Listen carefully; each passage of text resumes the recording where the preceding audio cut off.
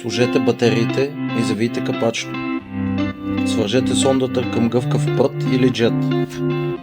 След като се уверите, че сондата е добре прикрепена, може да започнете с проследяване на тръбата.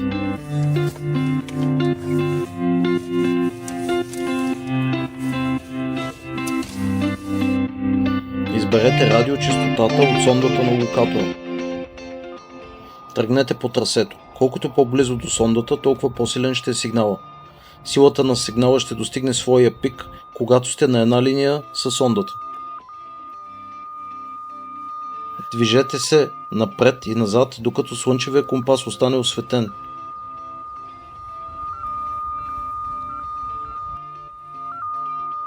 След като слънчевия компас остане осветен, завъртете локатора на 90 градуса, докато стрелката покаже изток-запад.